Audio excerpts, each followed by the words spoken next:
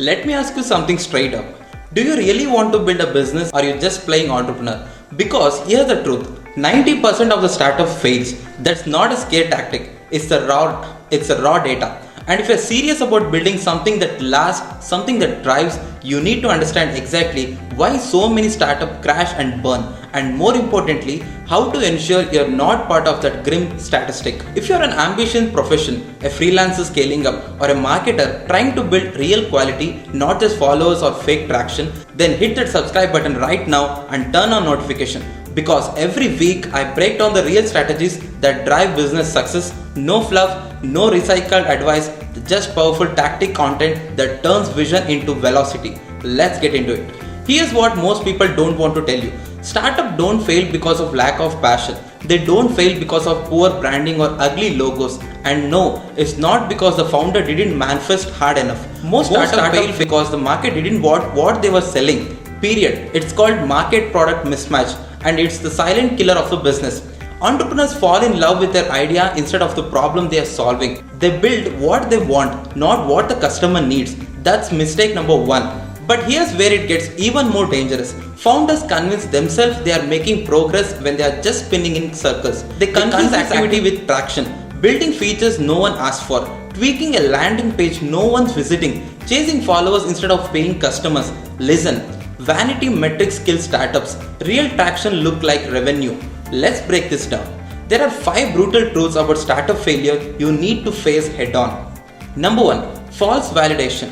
That's when you share your idea with friends or followers and they say, "That's amazing," but nobody actually pays for it. Compliments are not currency. Pre-orders, sign-ups, paying clients, that's validation. If people aren't putting their wallet behind it, it's just noise, and that noise creates false confidence. Number 2. Bad timing. Some startups launch too early, some too late. If you're ahead of the market, you'll burn cash educating people. If you're too late, you're competing against giants.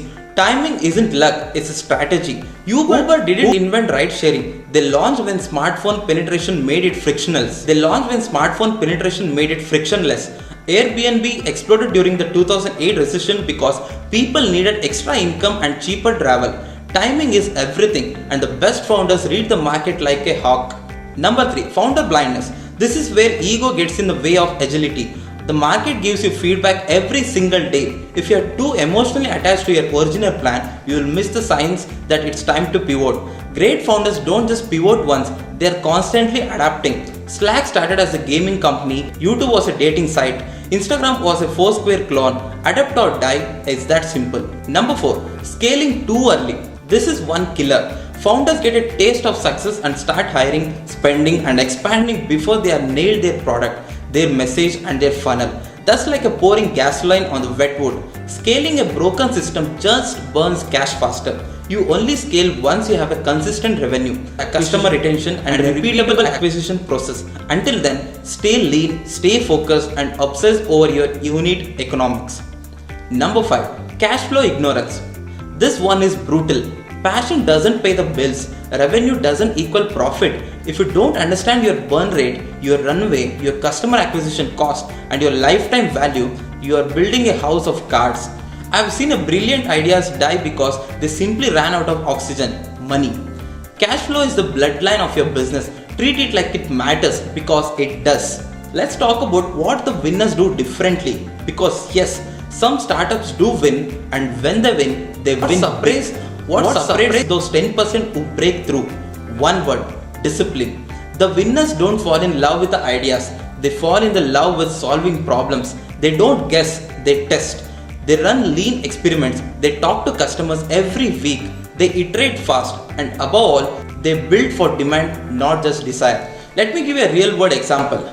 Dropbox didn't launch with a full-blown product. They launched with a simple explainer video. That video generated over 75,000 signups before a single line of code was written. That's validation. That's demand-driven growth. Another one, Basecamp. They didn't scale with ads. They built a simple, valuable product that solved a painful problem, Project Jaws. And they priced it profitably from day one. That's how you build a real business, not a vanity startup. And here's what you need to do. If you want to build a startup that survives, scales and dominates, first, validate before you build.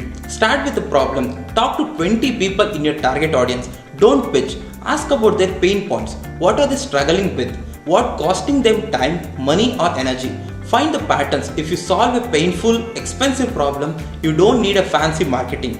People will chase you for the solution. Second, build a minimum viable offer, not a minimum viable product. Focus on the results, not the features. Can you solve a problem with a service first? A Notion doc, a simple call. You don't need to code an app. Just prove that people will pay for the result. Once you got money changing hands, then you can think about automation and scale. Third, nail your messaging. If you can't clearly explain what you do, who it's for, and why it matters in 10 seconds or less, you are done. Clarity beats cleverness every time. Your audience should seek your message and think, that's exactly what I need. If they have to figure it out, they won't. Your words sell before your product ever gets a chance. Fourth, create a repeatable acquisition system. That could be connect, cold outreach, paid ads, SEO, whatever works for your market. But you need a system that predictably turns stranger into leads and leads into customers. You don't need to be on every platform. You need to dominate one. Go deep, not wide. Build trust, build a list, build leverage. Fifth, understand your numbers like your life depends on it, because it does. Know your customer lifetime value, your cost to acquire a customer, your margins, your churn, your monthly burn. These aren't advanced metrics. These are the basics of survival. If you're not tracking this, you're flying blind. Let's also talk team. One of the top 5 reasons startups fail is team conflict. Founders choose co-founders based on friendship, not complementary skills. They avoid tough conversation. They skip the legal structure. They don't define roles. Listen, your co-founder relationship is a business marriage. If you're not aligned on vision, equity and execution, you're heading for disaster. Document everything. Communicate constantly, and if you don't need a co-founder, don't get one. Hire help, not headaches. Now I know some of you are thinking, but I don't have funding. I don't have a tech team. I don't have connections. Here's the truth. You don't need any of that to get started.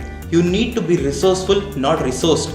The best founders bootstrap, hustle and prove demand before they ever talk to investors. Investors don't fund ideas, they fund traction. You want money, get customers.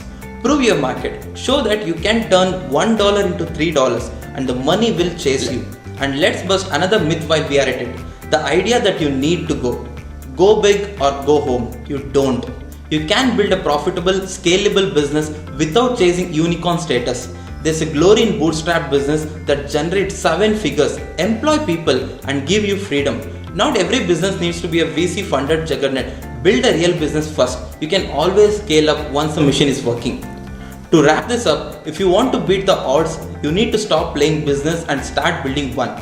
That means validating before building, solving real problems, obsessing over customers' feedback, tracking your numbers like a CFO, staying lean, moving fast, and never mistaking activity for progress. This game is brutal, but it's also beatable. You just need to play it like a pro. Now, if this lit a fire under you, if this made you rethink how you are building your business, hit the subscribe button right now. I am here to make sure you don't just start but actually succeed. Every week I drop strategies, frameworks and straight talk to entrepreneurs who are serious about growth. And if you are ready to take the next step, drop a comment and tell me what stage your startup is in. I read everyone. Let's make sure you're not just another failed statistic. You're building to win. So go apply this. Take real action, because execution is the only thing that separates dreamers from doers. I'll see you in the next one. Let's build. Thank you.